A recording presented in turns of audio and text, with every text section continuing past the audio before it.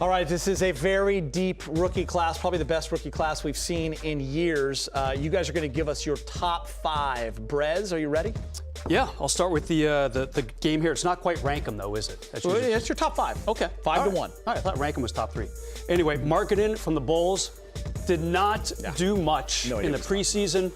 Kind of nicked up a little bit, didn't really get out on the court very much, and then the regular season started, and pretty quickly he showed us exactly what he could do. He's a shot blocker, he's got good range, he's got some rebounding power. Granted, someone has to score for the Chicago Bulls, not a good team, but I love what he's shown us so far. Biggest surprise, Brez, maybe, Markkanen? I mean, I don't think we thought too much going into the season. I mean, granted, he was drafted, number 7, I believe, maybe number 8. Kuzma's probably the biggest surprise. Right. But Markkanen has definitely exceeded expectations based on a very quiet preseason. Yeah. Are we ping-ponging here? Bill, are you going next? Yeah. First of all, I would just like to say that he would have only been nicked up if he'd been drafted by New York.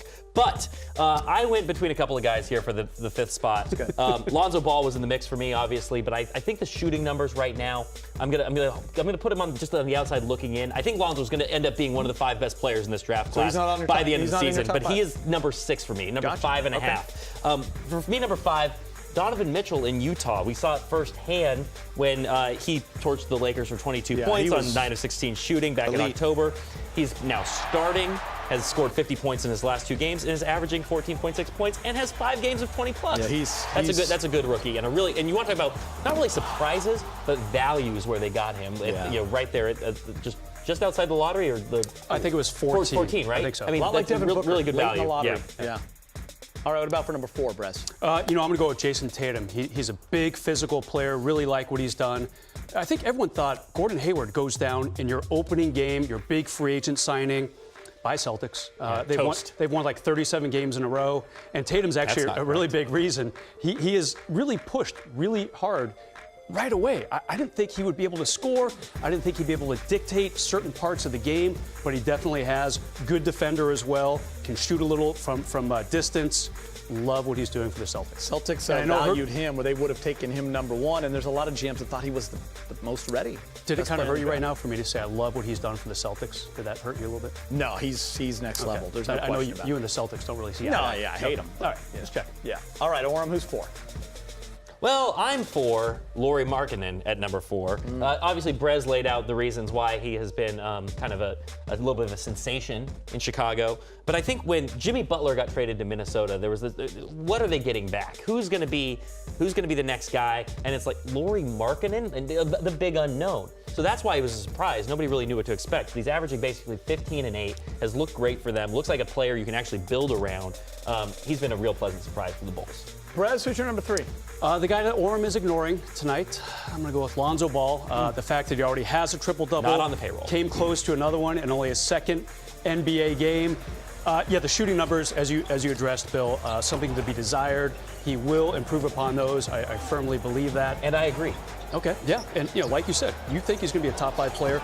I think he's already there now. That game in Milwaukee really was important as far as cementing his status to me as a top 3 rookie, but Tatum is right next to him. All right, what do you think, Bill?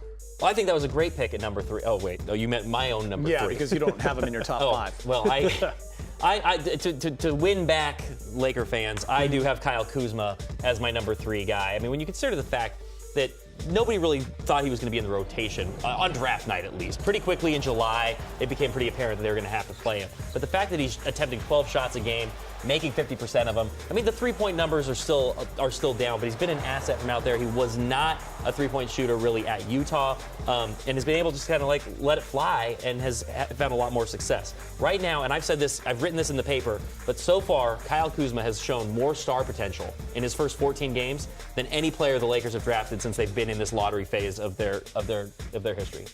Brez, number 2. I'm going to go with Kyle Kuzma, and for all the reasons you just picked. Laker fans are really going to love me. The fact that a few areas the Lakers are having problems. Turnovers, free throw percentage, and three-point percentage. He's 32% from 3. He could improve that a little bit, but he's already one of their most dependable long-distance guys.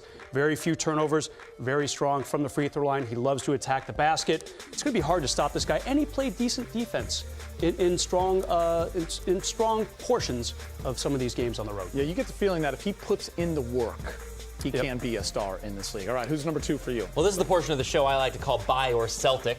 And I have Jason Tatum at number 2 as well.